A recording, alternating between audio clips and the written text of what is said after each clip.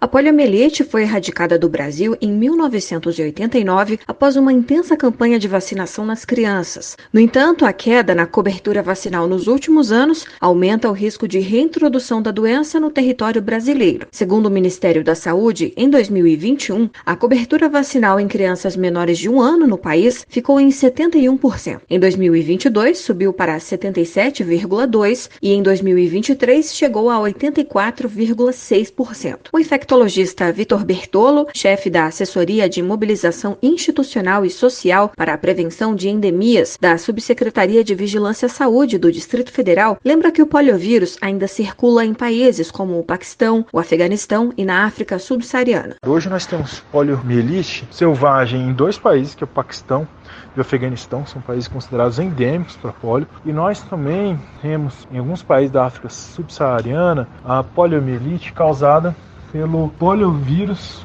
derivado vacinal. São vírus vacinais da polio oral que foram utilizados em países com baixas coberturas vacinais e foram utilizados em locais com más condições de saneamento, e isso fez com que esse vírus ficasse circulando na população por um tempo, e ele acabou acumulando mutações que fizeram uma reversão então desse vírus que era atenuado. Ele voltou a ser um vírus agressivo. Então ele voltou a ter o comportamento do poliovírus selvagem. No ano passado foi registrado um caso de poliomielite em um bebê indígena na região de Loreto, no Peru, a 500 quilômetros de distância da fronteira com o estado do Acre. Por isso, o diretor do Departamento do Programa Nacional de Imunizações do Ministério da Saúde, Éder Gatti, alerta aos profissionais de saúde, pais ou responsáveis sobre a importância de imunizar as crianças. É bom lembrar que a poliomielite é uma doença que por muitas décadas causou muitos casos de paralisia e mortes em crianças. Só que essa doença ela não faz mais parte do nosso cenário epidemiológico graças à vacinação. E o Brasil, desde 1989, não registra nenhum caso mais. Embora nós tenhamos eliminado a doença do nosso país, ela ainda existe no mundo e ela pode ser reintroduzida no nosso país. Por isso é muito importante que os pais levem seus filhos menores de 5 anos de idade, devem ir ao posto para checar a caderneta e fazer a vacinação. Todas as crianças menores de 5 anos de idade devem ser imunizadas contra a polio de acordo com o calendário nacional de vacinação e na campanha anual. O esquema vacinal contra a poliomielite possui 3 doses injetáveis aos 2, 4 e 6 meses de idade e mais 2 doses de reforço com a vacina oral bivalente, a gotinha. Vale lembrar que a vacina protege as crianças por toda a vida e é segura. Procure uma unidade básica de saúde e cuide bem dos nossos futuros campeões. Vamos nos unir ao movimento nacional pela vacinação. Para mais informações, acesse www.gov.br/vacinação. O bairro Jardim Califórnia, no distrito de Conselheiro Paulino, em Nova Friburgo, no estado do Rio, vem recebendo obras de revitalização. Dentre elas consta desassoreamento e canalização do córrego Dantas e drenagem e recuperação ambiental. Agora, em novembro, uma nova etapa será iniciada com a substituição da ponte da rua Joaquim da Rosa Pinheiro, próximo ao Vale das Rosas. Para a execução dessa obra, medidas serão adotadas a partir de hoje, dentre elas, alteração no trânsito e itinerário dos ônibus. A previsão é que a obra dure aproximadamente pouco mais de 3 meses. As intervenções realizadas pelo INEA, do Governo do Estado e pela Secretaria de Obras da Prefeitura local. O objetivo é proporcionar mais segurança, estrutura, mobilidade e qualidade de vida aos moradores do bairro. Da Global Serviços Comerciais, Gilvan Costa. 12 marcas de azeite terão que parar de ser comercializadas no país.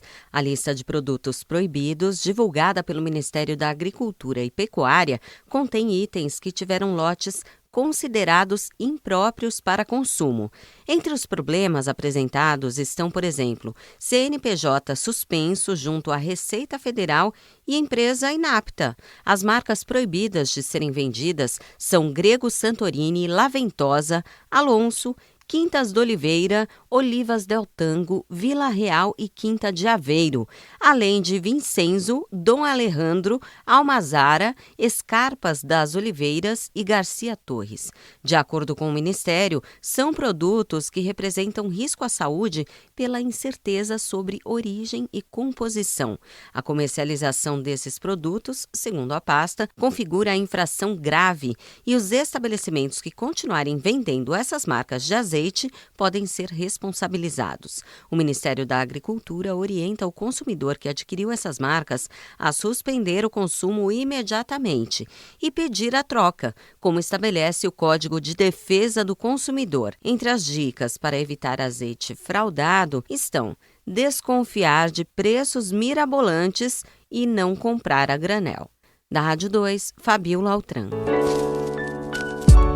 Sobradinho Restaurante Grill e Pizza. Há mais de 20 anos na Avenida Alberto Braune 98, centro de Nova Friburgo. Refeições deliciosas de segunda a sábado, com atendimento especial para empresas. Destaques: prato executivo com guaravita grátis e self-service com churrasco. No fim do dia, pizzas artesanais com massa de aipim. Pagamento por cartões ou Pix. Peça pelo WhatsApp. O governo vai definir novas regras para o trabalho remoto dos servidores federais. Hoje, ainda existe uma parcela do funcionalismo da União que trabalha em home office, prática que se popularizou desde o início da pandemia de Covid-19. Dos mais de 550 mil funcionários do Poder Executivo, 16,6% deles desenvolvem as atividades de casa, de forma integral ou híbrida. A porcentagem representa 1 em cada 6 servidores federais. São trabalhadores com dispensa de registro de ponto eletrônico e que têm o trabalho medido por metas e resultados.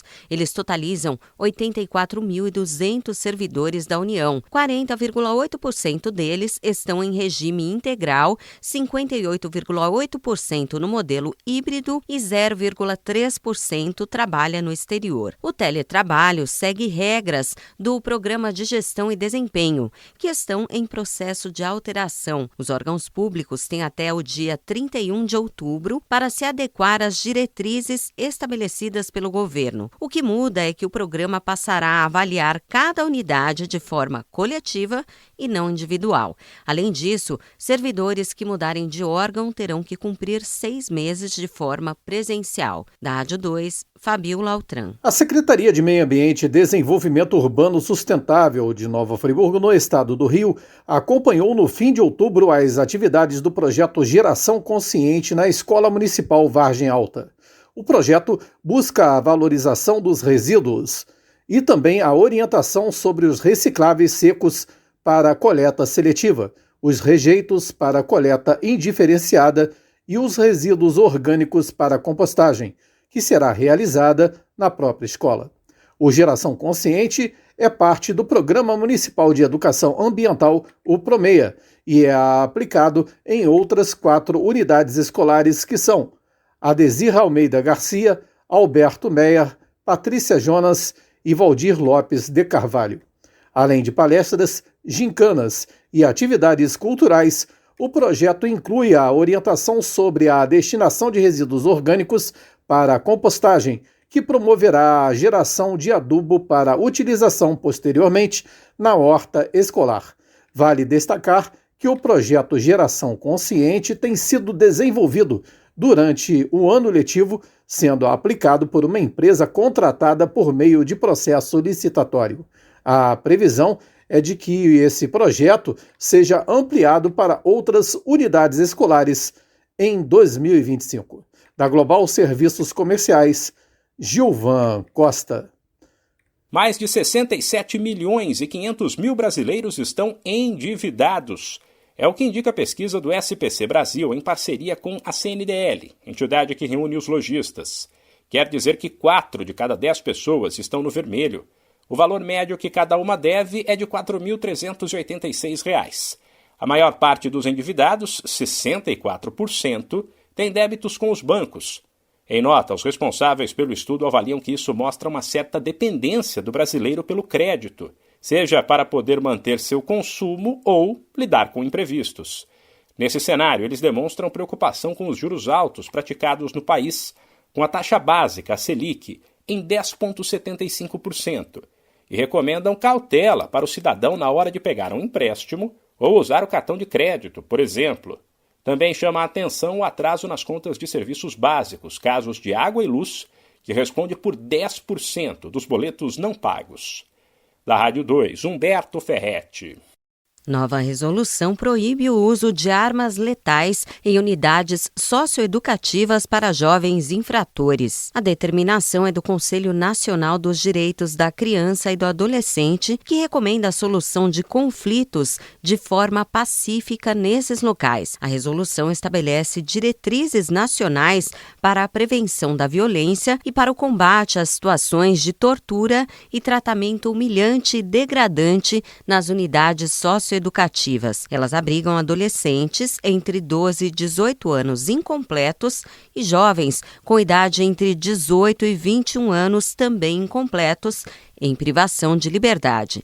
A medida do CONANDA tem como objetivo proteger de forma integral essas pessoas em situação de internação ou semiliberdade e também oferecer segurança aos funcionários, familiares e visitantes em geral. A resolução dá um prazo de 1 ano e meio para que as administrações federal, estaduais e municipais se adaptem às diretrizes. Caso haja necessidade de mobilizar temporariamente algum adolescente ou jovem, a resolução sugere o uso de armas menos letais para evitar mortes e ferimentos, como, por exemplo, balas de borracha, sprays de pimenta, granadas de efeito moral e cacetetes. Da Rádio 2, Fabiola Altran. Essa é a hora, não tem tempo a perder. Com os cursos de conclusão acelerada da Faculdade UniBF, agora vai. Graduação a partir de 1 ano e meio e pós-graduação a partir de 4 meses. São mais de 1.200 cursos de ensino à distância, para dar a virada que a sua carreira precisa. E o melhor, parcelas que cabem no seu bolso. UniBF é para quem não tem tempo a perder. Acelera, agora vai. Informação UniBF 22 99951 0907. Com o advento do Pix, fazer transações financeiras ficou mais eficiente e barato, tanto para pessoas físicas quanto jurídicas, especialmente para os microempreendedores individuais, os MEIs. Mas o avanço da tecnologia também permitiu que a Receita Federal pudesse intensificar a fiscalização dessas movimentações. Desde a publicação do convênio ICMS número 166, em 2022, todos os bancos e instituições financeiras são obrigados a informar a Receita sobre todas as transações, incluindo as realizadas pelo Pix. Com isso, o fisco fica sabendo sobre o faturamento anual da empresa, que para os MEIs não pode passar dos R$81 mil. O professor doutor em Direito Tributário, André Félix Ricota de Oliveira, presidente da Comissão de Direito Tributário da OAB Pinheiros, detalha as consequências para o MEI de descumprir o limite de faturamento. Além do desenquadramento, como empresa MEI, ainda poderá responder por um processo administrativo exigindo o valor sobre imposto não declarado, mais multa e, eventualmente, também, além de sanções administrativas, responder por crime de sonegação fiscal. A fiscalização da Receita Federal é feita a partir do cruzamento de informações fornecidas pelo CNPJ e pelo CPF do indivíduo, para verificar se há possíveis discrepâncias entre os valores recebidos ao longo do ano. Por isso, é importante que o MEI mantenha as contas bancárias separadas e registre corretamente todo o faturamento emitido em nota fiscal na declaração anual do Simples Nacional. Para evitar problemas com o fisco, especialmente no uso do Pix, o especialista em direito tributário deixa algumas recomendações. Manter um registro detalhado de todas as transações realizadas via Pix, incluindo data, valor e finalidade, quem fez o Pix. Isso ajuda a conciliar a entrada de caixa e facilitar a comprovação de receitas ao preencher a declaração anual do faturamento obtido. Sempre emitir nota fiscal também é uma boa forma de controle, apesar de não ser obrigatório para pessoas físicas. Realizar sempre uma conciliação bancária das entradas e despesas. Monitorar o faturamento mensal para garantir que não ultrapasse R$81 mil ano, que é o limite da MEI. Outra recomendação do presidente da Comissão de Direito Tributário da OAB Pinheiros, André Félix, é utilizar um software de gestão para controle de caixa e outros documentos importantes. Além disso, se possível, contrate um contador e passe todas as informações necessárias para manter a contabilidade em dia. Reportagem Paloma Custódio. Ainda em outubro, antes da finalização do mês, as gestoras das unidades contempladas para a segunda etapa do projeto Circulando na Rede se reuniram para dar continuidade a esta iniciativa da Rede Municipal de Ensino em Nova Friburgo, no estado do Rio de Janeiro. O projeto visa disseminar a comunicação não violenta e fortalecer a cultura de paz nas escolas. Ele tem se destacado por transformar as relações dentro do ambiente escolar, promovendo um espaço de diálogo e empatia. As escolas contempladas nesta fase são os Centros de Educação Infantil Conceição Cortes Teixeira e Carmen Rodrigues de Souza, e as escolas Santa Paula Fracinetti e Ana Barbosa Moreira. A doutora Larissa Davidovich, idealizadora do projeto e facilitadora dos círculos, vai conduzir o trabalho com o apoio da coordenadora dos conselhos escolares da Secretaria de Educação da cidade, Marta Raquel.